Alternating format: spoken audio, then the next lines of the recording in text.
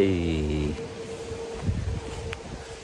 So the other day, as I was pulling into my driveway, I noticed one groundhog went scurrying across my yard. And then later on in that day, I went out to do something, came back, and there were two groundhogs. They were kind of like in the middle of the yard. Can't remember exactly where they were, but I think like one was underneath either the RV or the old truck. And then as I pulled in, they started running here. You might have seen this before on one of my previous videos. There's a hole, and they ran in there. So I did a little research on YouTube. If they're close to your house, it's bad news.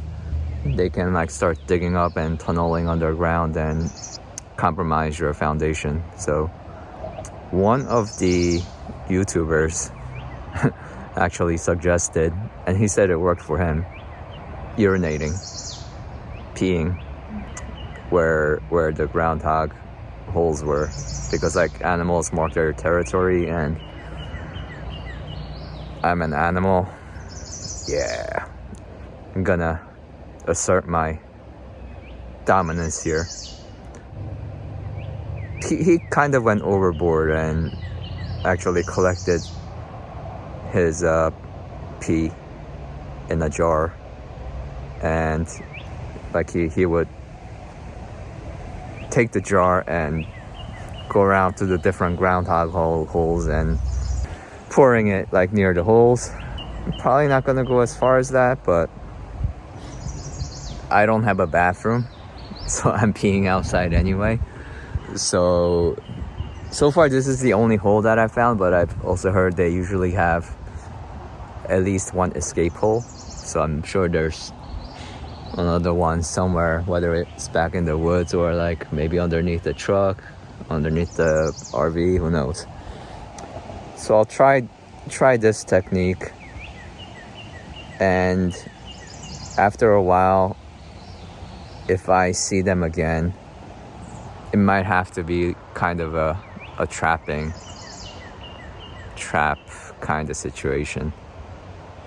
I don't really want to do it, but I can't have my house crumbling, so we'll see. I'm back in the basement. I've been running this dehumidifier 24/7. Dehumidifier running 24/7. I'm gonna say it feels a lot drier here than when it was not running. The humidifier has a hose coming out of it. It's running into like a regular garden hose because it's just oops, kind of fitting like that. So basically the water's leaking into the ground. I bought a longer hose, but it turned out to be the wrong size. So for now, like Amazon delivery here, it's not one day. Like it takes at least 3 days, usually somewhere between 3 to 5 days. So it's not like immediate gratification like I used to have back in New Jersey. So I'm gonna try kind of a Ghetto fix for now, and then we'll see about getting a proper hose. Alright, so I don't know if this is gonna work, but basically the 5/16 inch hose is going into a 3/4 inch PVC pipe, and then I have this fitting 3/4 inch threaded fitting that goes into a regular garden hose. I think the weak point here is gonna be because there's a slight upslope there. Water's gonna keep filling up this hose, and then it's gonna probably climb up this pipe and then maybe start leaking out here because there's no seal here. I'm hoping that there's enough water pressure caused by this the gravity here to keep pushing it outward. I think I can get this dehumidifier higher. I gotta find some things to stand it on top of, but if I can get it higher, then there's a better chance that it's not gonna back out of here. I don't want to spend too much time on this because I'm just gonna order another hose. So there you go. It looks very stable to me.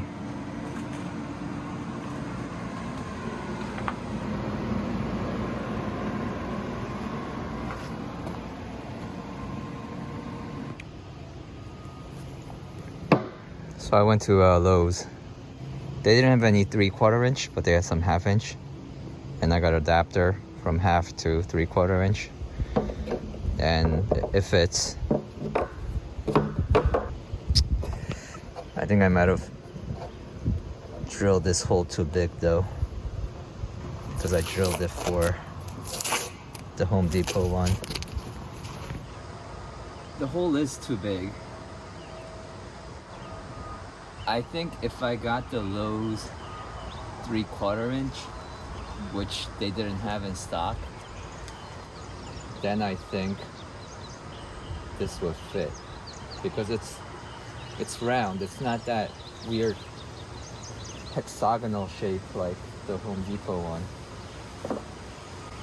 And I would get a better fit with the hole I made, because it's gonna be wider. Yeah, I think this is one thing I'm not willing to. A lot of times I'll just kind of wing it, especially when it's gonna be temporary. But like water leakage and water going like all into your house and foundation and ground and stuff, that's not something I'm willing to take a chance on. So I'm gonna take this one back to Lowe's. I'm gonna order, I saw one on Amazon too, so I'm gonna order the Amazon one. I'm probably gonna order both the Amazon one and the Lowe's one. I'm back to this F-250 battery again. Here's the truck. I got it up to 12.3 volts on the trickle charger. Threw it in, tried to turn the key, and nothing happened. And then I took another volt reading after that, and it says 9 volts. So I think that battery's toast. I've seen some YouTube videos where guys open this up and then they put like distilled water or something with Epsom salt in it, and it can rejuvenate the battery. I might give that a try at some point, but not super important. The reason why I'm spending time on this truck right now is because I'm gonna be getting a gravel driveway installed, hopefully by the end of this month. If it doesn't happen, it's not gonna be good, because my cargo containers are coming by the end of the month.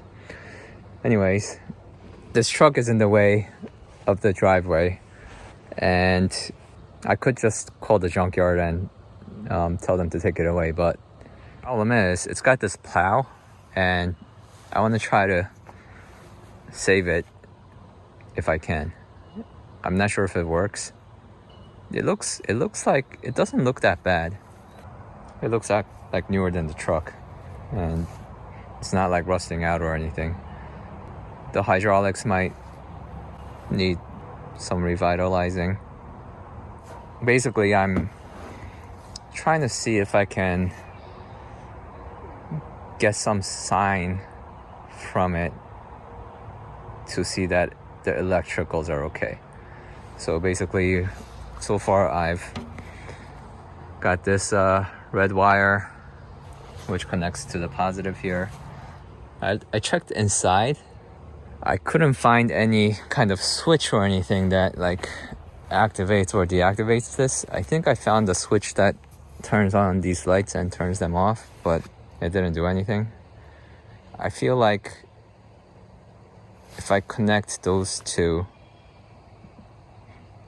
the motor inside this might turn, or it might give me some sign of that it's alive or dead, or I don't know.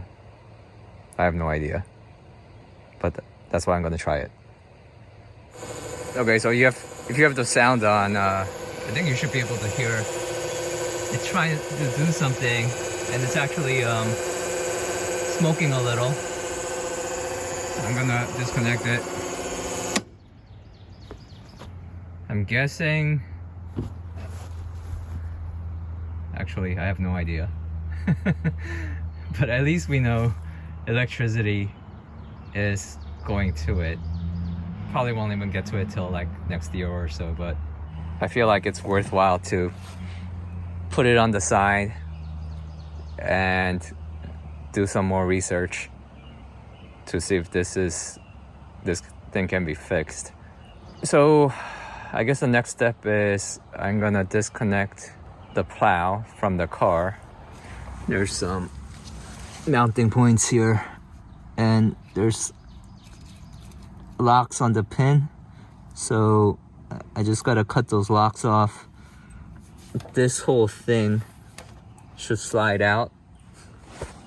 Obviously this plow is heavy as hell, so I think what I'm gonna do is disconnect everything, and then I'm gonna get my new 4x4 and pull this truck backwards, and that should give me some space between the truck and the plow.